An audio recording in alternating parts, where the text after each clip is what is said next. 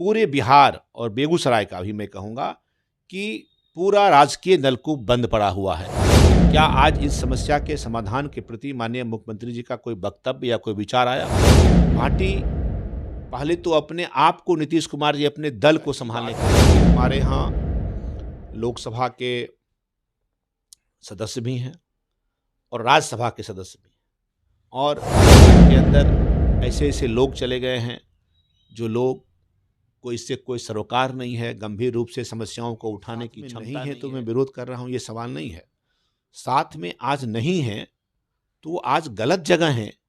आपको ये बता देते हैं कि देश में अभी प्रधानमंत्री के पद के लिए कोई विकल्प या कोई हिंदू राष्ट्र बनाने से ज्यादा जरूरी है देश को एक समर्थ राष्ट्र बनाना, एक मजबूत राष्ट्र बनाना है। मैं तो पूछता हूं, क्या के बारे में इस तरह की बात कर सकते? पूरे बिहार और बेगूसराय का भी मैं कहूँगा कि पूरा राजकीय नलकूप बंद पड़ा हुआ है।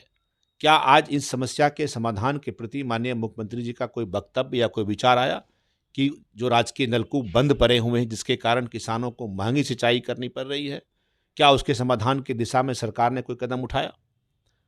जल नल निश्चय योजना का एक बड़ा महत्वपूर्ण योजना था और उसमें गरीब लोगों को पेयजल उपलब्ध कराने की दिशा में काम हुआ, लेकिन क्या इससे गरीब लोगों के पेयजल की समस्या का समाधान हो गया क्या? आज जाके देखिए, सारे पेयजल नल बंद हैं। स्वयं माननीय मुख्यमंत्री जी सूजा आए थे और जल नल योजना का उद्घाटन किया था और उनके जाने के कुछ ही घंटे के बाद उस जल नल योजना को बंद कर दिया गया, उसका टोटी गायब हो गया, पाइप फट गया। और ये पूरे बिहार में आप जा करके देखें तो जल नल निश्चय योजना और खास करके जो पीएचडी के द्वारा किया गया उसका ये हश्र है। क्या इस समस्या का समाधान माननीय मुख्यमंत्री जी ने किया? आज पंचायती राज प्रतिनिधियों को और खास करके जो वार्ड सदस्य हैं जिसकी संख्या बिहार में लगभग 1,12-15,000 के करीब है, ये जो बुनियादी जनप्रतिनिधि हैं, निर्वाचित प्रतिनिधि हैं, उनको काम करने का, उनको योजना के क्रियान्वयन में जो भागीदारी थी, जो अधिकार था, उसको समाप्त कर दिया। उसको लेकर के जो जनाक्रोश है जनप्रतिनिधियों में, उसके समाधान के प्रति क्या सर नीतीश कुमार जी ने कोई विचार किया? क्या आज बिहार में जो लॉ एंड ऑर्डर की स्थिति खराब हो गई है, बेगूसराय जैसे शहर में कोई ऐसा दिन नहीं है कि कोई हत्या नहीं होती है, क्या इस पर अपराधियों का जो मनोबल बढ़ गया, जनप्रतिनिधियों की हत्या हो रही है? ऐसे मामलों में क्या सरकार गंभीर है? क्या इन समस्याओं के समाधान के प्रति समाधान यात्रा में विचार हुआ है क्या? तो ये सारी समस्याएं हैं, जस की तस हैं और समस्याएं बढ़ रही हैं और इसके समाधान का कोई सरोकार मुख्यमंत्री जी को इस यात्रा से नहीं है। यात्राएं हो रही है, करोड़ों रुपए खर्च हुए। सुना पहले बछवाड़ा में आएंगे माननीय मुख्यमंत्री, वहाँ अनान फनान में व्यवस्था किया गया, सड़कें बनाने का प्रयास किया, साफ सफाई, चाक चौबंद, रंग रोगन सारा कुछ हुआ। अचानक क्या हुआ कि मालूम हुआ कि बेगूसराय में आएंगे, तो बेगूसराय में पूरा अमला फौला जितना था सब उठ करके बेगूसराय आ गया। वहाँ तो जो कारण कुछ समझ में आता है, मेनहोल मैं पूरा करता हूँ, जो मेनहोल सुनते हैं वो मेनहोल का ढक्कन छोड़ करके वहाँ से लोग आ गए, आधा अधूरा बना हुआ सड़क छोड़ करके आ गए, आधा अधूरा रंगाई पुताई छोड़ करके लोग आ गए। तो जब माननीय मुख्यमंत्री जी को यात्रा करनी चाहिए, आना चाहिए, लेकिन उससे समस्याओं में अस्थायी समाधान निकले उसका, और इस तरह से यात्रा केवल एक खानापुरी है, केवल राजनीति है। और मैंने तो आपको कहा कि मुख्यमंत्री के तौर पर उनकी अंतिम यात्रा है। प्रधानमंत्री बनने के नारे भी लगाए गए थे। ठीक है, अब ये तो देखिए, जिस पार्टी का 43-44 विधायक हो, एक राज्य के अलावे उसका कहीं जनाधार नहीं हो, पार्टी पहले तो अपने आप को नीतीश कुमार जी अपने दल को संभालने का काम करें। आप समाधान की बात कर रहे थे, जदयू के अंदर, महागठबंधन के अंदर जो समस्याएं हैं, जो बिखराव है, जिस तरह से उपेंद्र कुशवाहा जी अपना अधिकार मांग रहे हैं जदयू के अंदर, दर्जन भर से अधिक विधायक जनता दल यूनाइटेड में से अलग होकर के अपनी बात कर रहे हैं। ऐसे लोगों का ऐसे पार्टी के अंदर पहले समाधान निकालें, पार्टी के अंदर पहले अपना नेतृत्व को कायम करें। जो महागठबंधन आज साथ है, महागठबंधन के जो मुख्य घटक दल एक हैं आरजेडी, उस आरजेडी का एक मंत्री अपने मुख्यमंत्री पर किस तरह का बयान दिया। सुधाकर सिंह जी जो कृषि मंत्री थे, शिक्षा मंत्री का क्या बयान आया अभी समाज में विद्वेष फैलाने के लिए, टूट फैलाने के लिए जिस तरह का बयान दिया। मुख्यमंत्री जी ने इसकी भर्त्सना की, ये बात जरूर है, लेकिन क्या उनकी हिम्मत है कि वो उस मंत्री को हटा सकें, बर्खास्त कर सकें इस गंभीर बयान के लिए? तो इस तरह से उनको आपस में महागठबंधन में और अपने दल में, महागठबंधन की बात तो छोड़ दीजिए, अपने दल जनता दल यूनाइटेड में जिस तरह से गंभीर समस्याएं उत्पन्न है, उनको नेता मानने से, और उसके लिए मैं तो कहूंगा कि स्वयं नीतीश कुमार एक समस्या बन गए हैं जदयू के लिए, ऐसा जदयू के लोग मान रहे हैं। वो क्या समाधान करेंगे, क्या प्रधानमंत्री बनेंगे? खुद उन्होंने कहा था कि सुजा में मेडिकल कॉलेज की बात की थी, लेकिन आज चर्चा भी नहीं कर पा रहे हैं। देखिए, सुजा में मेडिकल कॉलेज तो बहुत दूर की कौरी है। जो मेडिकल कॉलेज बरौनी में बनाने की बात बरसों पहले हुआ, 4 साल हो गए, हम लोग भी सरकार में थे, और उसका प्रयास प्रारंभ हुआ था भाजपा के ही विभाग के, हमारे उस विभाग भाजपा में ही था, और उस समय मंत्री बीजेपी के ही कोटे से थे, और जो प्रयास हुआ बेगूसराय को मेडिकल कॉलेज मिला, लेकिन अभी तक जमीन पर कोई काम नहीं हो रहा। उस समाधान के प्रति कोई प्रयास माननीय मुख्यमंत्री जी का नहीं दिख रहा है। तो मैंने आपको पहले ही कहा कि इस तरह की यात्रा में, ये समाधान यात्रा नहीं है, ये सारी बातें, ये सारी यात्राएं केवल राजनीतिक यात्राएं हैं, सरकारी खर्चे पर, और किसी समस्या का समाधान नहीं है। एक बात के लिए तो आपको उनको धन्यवाद करना चाहिए, क्योंकि उन्होंने कहा कि उलाव हवाई अड्डे के लिए जो भूमि की कमी है, उस कमी को हम पूरा करेंगे। देखते हैं, अच्छा बात है। ये उलाव हवाई अड्डे को आज उनको ये बात समझ में आ रहा है। अगर वो आज से कुछ वर्ष पहले जब ये सवाल उठा था, माननीय भोला बाबू के समय जब वो सांसद थे, और स्वर्गीय भोला बाबू सांसद रहते हुए उलाव हवाई अड्डा का विकास का मांग माननीय प्रधानमंत्री जी से किए थे, उसी समय अगर माननीय मुख्यमंत्री जी अगर उलाव हवाई अड्डे को, जमीन का जो समस्या है, जो घेराबंदी के लिए जो वहाँ विवाद है, इस सारा जो समस्या का अगर निराकरण कर दिए रहते, तो मैं आपको कह सकता था कि तब आज उलाव हवाई अड्डे का विकास की बात नहीं, उलाव हवाई अड्डे पर से आज यहाँ से हवाई यात्रा शुरू हो जाता। लेकिन ये राज्य सरकार इस पर पहल नहीं किया, और परिणाम ये हुआ कि आज भी ये मांग है। अच्छी बात है, उन्होंने कहा है, मैं देखता हूँ, इंतजार करूँगा, उस दिन हम धन्यवाद देंगे उनको कि जो जमीन उपलब्धता के सवाल पर, या जो विवाद है वहाँ चारदीवारी के कारण, इन सारी समस्याओं का समाधान अगर उनके प्रयास से होता है तो। अच्छा, एक चीज़ बता दीजिए रजनीश सर, की भूमि की बात मुख्यमंत्री ने उठा ली कि भाई भूमि की व्यवस्था हम करेंगे। केंद्रीय मंत्री ज्योतिरादित्य सिंधिया ने कहा कि हाँ नहीं, उसे उड़ान योजना से हम जोड़ लेंगे, जोड़ लिया। लेकिन भाजपा में खलबली क्यों मची रहती है श्रेय लेने को लेकर? सामू के पुलवाला में भी कुछ श्रेय की ही बात लेकर के खलबली मची थी, इस बार उलाव के भी मुद्दे पर खलबली मची हुई है। नहीं, मुझे तो ऐसी कोई जानकारी नहीं है, कोई खलबली मची हुई है इस तरह का। ये अच्छी बात है कि हमारे यहाँ लोकसभा के सदस्य भी हैं और राज्यसभा के सदस्य भी हैं। ये बेगूसराय को सौभाग्य है कि एक नहीं, दो दो सांसद हैं यहाँ, और दोनों के पहल प्रयास से यहाँ केंद्र सरकार की योजनाओं के माध्यम से काम हो रहा है। तो स्वाभाविक है कि अपनी अपनी बात अपने अपने तरीके से कर रहे हैं, लेकिन कोई खलबली या कोई होर मची हुई है ऐसा मुझे नहीं लगता। सर, आप विधान पार्षद रहे हैं और काफ़ी सारे लोग आपसे जुड़े हुए हैं। एक चीज़ हम समझना चाह रहे थे कि आपने अपने समय में भी, अपने कार्यकाल में भी 2500 रुपये में जो मुखिया प्रतिनिधि लोग काम करते हैं, इन विषयों को लेकर के काफ़ी गंभीरता नहीं दिखाई पड़ी। आज भी 2500 रुपये में वो काम कर रहे हैं और न किसी मानवाधिकार आयोग संज्ञान लेती है इन चीज़ों का।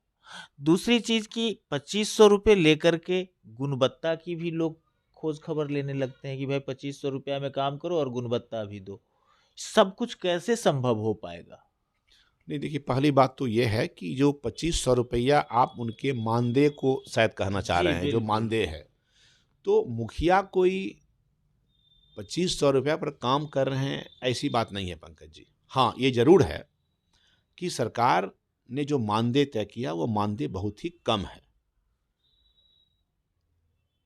हम लोग जब बिहार विधान परिषद में जब भारतीय जनता पार्टी सत्ता में थी, हमारे मंत्री थे श्री सम्राट चौधरी और मैं भी उसमें सदस्य था, इस मानदेय को बढ़ाने के सवाल पर बहुत बड़ा गंभीर और तरीके से हमने सदन को एकमत करके हमने कहा था, मांग किया था कि सरकार को इस मानदेय को, पंचायत प्रतिनिधियों के मानदेय को, जिसमें वार्ड सदस्य से लेकर के और पंचायती निर्वाचन क्षेत्र के अलावे शहरी निकाय के भी जो लोग थे, उनको भी, जो वार्ड पार्षद हैं, जो महापौर हैं, उप महापौर हैं, ऐसे सभी को मानदेय बढ़ाने के सवाल पर हमने सरकार में उठाया था। उस समय की तत्कालीन मंत्री श्री सम्राट चौधरी जी ने ये बात पूरी तरह से इसको पॉजिटिव लेते हुए आश्वासन दिया था कि हम इसे नया पंचायती राज सत्र जब प्रारंभ होगा तो उसे हम इसे लागू भी करेंगे, इस पर सरकार गंभीर है। लेकिन जब सत्ता से हम लोग अलग हो गए और सदन के अंदर ऐसे ऐसे लोग चले गए हैं जो लोग को इससे कोई सरोकार नहीं है, गंभीर रूप से समस्याओं को उठाने की क्षमता नहीं है, बेबाकीपन नहीं है, कोई सत्ता में रहते हुए सत्ता के उस कुर्सी के लोभ में चुप हैं, जो विपक्ष में हैं वह भी पूरी अच्छी तरह शायद बात को नहीं रख पा रहे हैं, और परिणाम ये हुआ कि पंचायती राज प्रतिनिधियों के मानदेय को बढ़ाने का सवाल जो है वो गुम हो गया है। मेरे जैसे लोग आज उस क्षमता में नहीं हैं, आज उस परिस्थिति में नहीं है कि हम सरकार में उठा सकें। आज आप मानदेय का सवाल बात करते हैं, पंचायत प्रतिनिधियों का जो वार्ड सदस्य हैं उनको आज उनका जो काम करने का अधिकार था, हम जब थे और सरकार उस समय 25 लाख, 50 लाख, 40 लाख का एक एक वार्ड सदस्य काम करता था साल में, 5 साल में काम किया, उसको आज 1 रुपये का काम करने का, किसी योजना करने का कोई अधिकार नहीं है। सारे अधिकार समाप्त कर दिए गए और कोई इसका देखने वाला नहीं है, कोई इसकी सवाल को सरकार में उठाने की क्षमता रखने वाला कोई नहीं है। तो ये दुखद है और सरकार की पूरी तरह से पंचायत प्रतिनिधियों के प्रति संवेदनहीनता का कारण भी ये काम नहीं हो पा रहा। नेक्स्ट चुनाव बिहार नहीं 2024 के चुनाव को लेकर के हम बात कर रहे हैं, किस रूप में देख रहे हैं बिहार में, अब क्या रिजल्ट हो सकता है? क्योंकि आप लोग तो इस जब साथ थे तो सभी अच्छे थे, अब साथ में नहीं है तो आप लोग विरोध भी कर रहे हैं। आने वाला वक्त क्या बताएगा भाजपा को?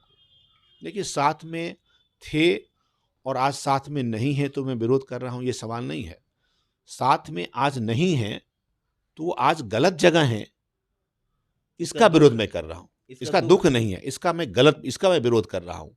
क्योंकि उनके जो लोग आज भ्रष्टाचार से कमाई हुई अकूत संपत्ति और जिनको भ्रष्टाचार, लॉ एंड ऑर्डर खराब होने के कारण जो शब्द चला बिहार में, जंगल राज, बिहार की जो बदनामी हुई, आज फिर उसी दल और उसी लोगों के साथ मुख्यमंत्री चले गए हैं, जिनका विरोध करके आज वो कहते हैं कि लालू यादव जी को भाजपा ने फंसाया। मैं पूछता हूं कि भाई, लालू यादव जी को जब सीबीआई का केस उन पर हुआ तो उसमें भाजपा कहाँ थी, किस हैसियत में थी? केंद्र में तो उस समय भाजपा की सरकार नहीं थी। और जो लोग उनको उनके भ्रष्टाचार और उनके चारा घोटाला के विषय पर जो विरोध कर रहे थे, क्या उसमें नीतीश कुमार के लोग नहीं थे? क्या उसमें नीतीश कुमार नहीं थे? तो आप उनके विरोध में थे जब आपको कुर्सी लेना था, उनसे छीनना था तो। और आज आपको अपनी कुर्सी पर बैठे रहने के लिए आप उनके साथ हो गए, वो आपको अच्छे लगे। तो सवाल ये है। और जहाँ तक 2024 का सवाल है चुनाव का, तो 2024 में आपको ये बता देते हैं कि देश में अभी प्रधानमंत्री के पद के लिए कोई विकल्प या कोई वैकेंसी नहीं है। देश की जनता तय कर चुकी है कि इस देश को और आगे बढ़ाने के लिए अभी श्री नरेंद्र मोदी जैसे लोग, जो देश में आज पिछले 9 साल से 8 साल से अधिक समय से प्रधानमंत्री हैं, उनको और समय दिया जाए ताकि देश को मजबूती की ओर ले जाएं। जो काम हुआ, इसलिए बिहार में भी भारतीय जनता पार्टी चुनाव लड़ेगी और जो बिहार का माहौल है, देश का माहौल है, फिर से भारतीय जनता पार्टी को यहाँ से अच्छी संख्या में सीट मिलेगी। केंद्र में फिर से प्रधानमंत्री 2024 में श्रीमान नरेंद्र मोदी बनेंगे। सर, चलते चलते एक सवाल और ले लेते हैं। पंडित धीरेन्द्र शास्त्री ने कहा कि तुम हमारा साथ दो, हम हिंदू राष्ट्र बनाएंगे, और उनको लेकर के जो हमले किए जा रहे हैं, जिन बातों को लेकर के, दोनों को आपकी नज़र में क्या लग रहा है? क्या सही है, क्या गलत है? देखिए, मेरा मानना है कि धीरेन्द्र शास्त्री जी एक आध्यात्मिक गुरु हैं, एक अध्यात्म से हिंदू सनातन धर्म या अध्यात्म से सरोकार रखने वाले व्यक्ति हैं। उन्होंने भारत को हिंदू राष्ट्र बनाने के परिप्रेक्ष्य में जो बातें कही है, वह उनका आध्यात्मिक दृष्टिकोण है। आप जब ये सवाल मुझ जैसे लोगों से पूछेंगे, तो मैं यही कहूँगा कि देश को हिंदू राष्ट्र बनाने से ज़्यादा ज़रूरी है कि देश को एक समर्थ राष्ट्र बनाना, एक मजबूत राष्ट्र बनाना, जो दुनिया में का नेतृत्व कर सके, दुनिया को के सामने भारतीय संस्कृति, भारतीय सनातन पद्धति और भारत की जो गौरव गाथा है, उसको दुनिया के सामने स्थापित कर सके, उसका लाभ दे सके मानवता को। ऐसा राष्ट्र बनाने की आवश्यकता है और मैं समझता हूँ माननीय प्रधानमंत्री इस चीज़ों को समझते हैं और इसी दिशा में वो काम कर रहे हैं। रामचरितमानस पर जो छिड़ी हुई जंग है, उसके विषय में क्या कहें? नहीं, ये तो बिल्कुल, जितनी भी भर्त्सना की जाए, एक शिक्षा मंत्री या कोई भी, किसी को ये अधिकार नहीं है। मैं तो पूछता हूँ, क्या कोई कुरान के बारे में इस तरह की बात कर सकता है? नहीं कर सकता और करना भी नहीं चाहिए। मेरे जैसा व्यक्ति कहेगा करना भी नहीं चाहिए। कोई बाइबल के बारे में बोल सकता है? नहीं बोल सकता, करना भी नहीं चाहिए, बोलना भी नहीं चाहिए। ये आस्था का विषय है। और रामचरितमानस, श्री रामचरितमानस तो एक ऐसा ग्रंथ है जिस ग्रंथ में आप, तुलसीदास जी ने इसे लगभग 400 साल पहले इसकी रचना की, लेकिन आज भी यह प्रासंगिक है। ठीक है, उसमें से कुछ बात ऐसी होगी जिसके अर्थ का अनर्थ लोग आज निकाल रहे हैं। अवधि में लिखा हुआ है, उस समय उसके क्या मायने थे, क्या उसका अर्थ था, सामाजिक व्यवस्था क्या थी, कैसे उस चीज़ों को देख करके लिखा गया था। आज कुछ लोग उस एकाध ऐसे जो उसमें चौपाई या दोहा लिखा हुआ है, उसको लेकर के आज संपूर्ण रामचरितमानस पर सवाल जो लोग खड़ा कर रहे हैं, मैं कहूँगा कि ये पूरी तरह से राजनीति है, पूरी तरह से एक खास वोट बैंक को लुभाने के लिए ऐसा काम कर रहे हैं, जो कहीं से भी उचित नहीं है। और ऐसे लोगों की जितनी भर्त्सना की जाए, चाहे वह कोई भी हो, किसी धर्म के बारे में, किसी धर्म ग्रंथ के बारे में इस तरह की टिप्पणी कभी भी शोभा नहीं देती है। बहुत बहुत धन्यवाद।